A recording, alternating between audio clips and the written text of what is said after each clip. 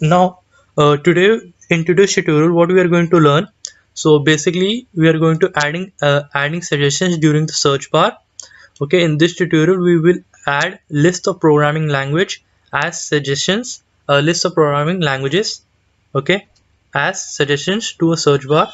We will implement this both statically and dynamically. So in today's tutorial, we are going to first do it statically, then we'll also do it dynamically also. So I'll show you the difference why we need to do this.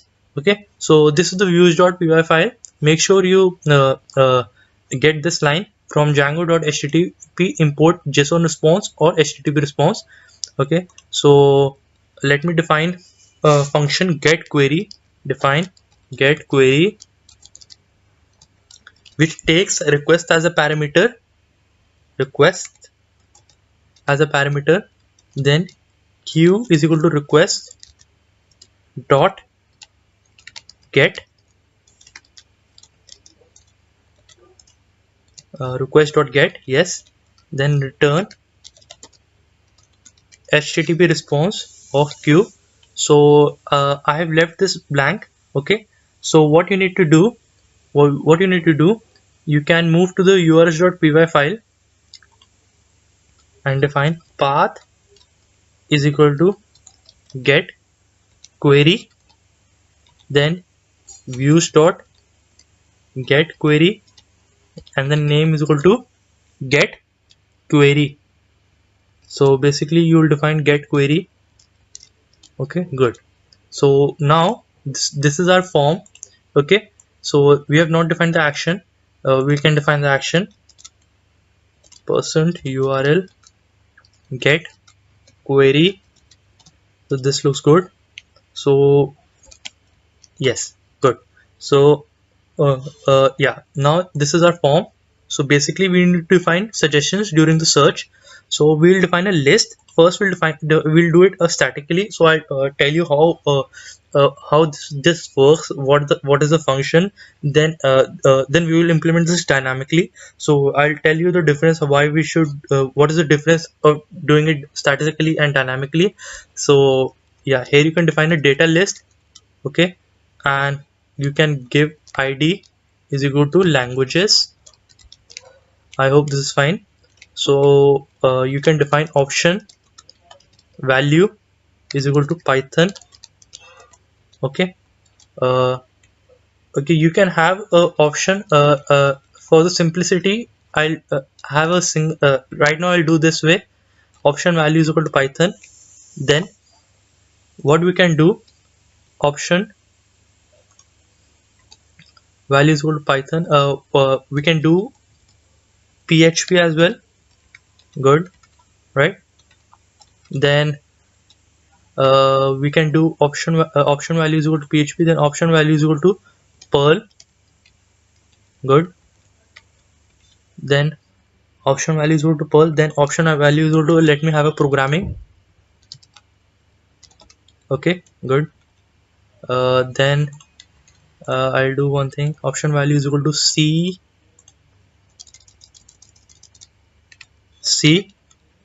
Good. Then in the same way I'll do C++. Okay. Then you can click on format document. So you can right click on format document to get the HTML page on the right track.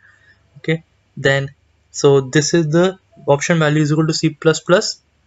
And then I'll show you one thing. Let me type one more option as well. JavaScript. Yeah, good. And one more option I'll do, that is Java. Yeah, good. So format document. Yeah, good. So basically this is the data list we have to define, but we need to track this data list to an input. So we'll define input list is equal to languages. Okay, so basically yeah, and we can define class is equal to form control. So this is a bootstrap class. Okay, and I'll refresh this page. Yeah, good. So this looks good, and we can do what we can do. Let me try this style. The style works on this. Let me do margin bottom is equal to 1 rem. Let me check if the style bottom 1 rem. Good. Yes, the style tags works on the input. Okay, so we have a list here. Let me type J here. So as soon as I type J, I get JavaScript and Java. Then I'll let the caps lock on. Let me have a caps lock. Then here this works fine. JAVA now S. Okay, as I type JAVAS, JavaScript is there, but Java isn't there. Okay, so actually this data list works in all the ways, like a prefix, suffix, or substring match. So let me type P here. Here I have got Python, PHP, Perl programming, but you must be thinking why I've got a JavaScript. This makes a substring match. Okay, so let me type PR, I get programming, PH, PHP, PY, Python. Okay, because there was a single P in the end, so it makes a substring match. Okay, so to make this clear, what I can do, I'll show you one example. Okay, let me do with C, C++. Okay, let me do with this with the small c. The small c matches both the C, C++. Okay, JavaScript as well. Okay, so this looks good. Okay, so if the user want to select, if they don't write anything, they can simply click on this drop down arrow. They'll get all the options here. Okay, so let me give you one example. Option value is equal to Django Python, yes. Okay, and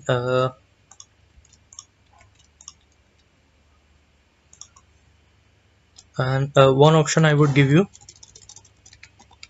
machine learning. Okay, so this is using Python as well. So I'll format the document and I'll refresh this page. So I'll type Python. So okay, you can see here the Python is in starting and here it is in the end. So it matches the substring prefix or suffix. So yeah, here you can see the Python, Django Python, machine learning Python. Okay, so I'll click on Python. I'll click submit. Okay, I have not defined a get query, voting app get query. So okay, good. So here you need to define name is equal to languages.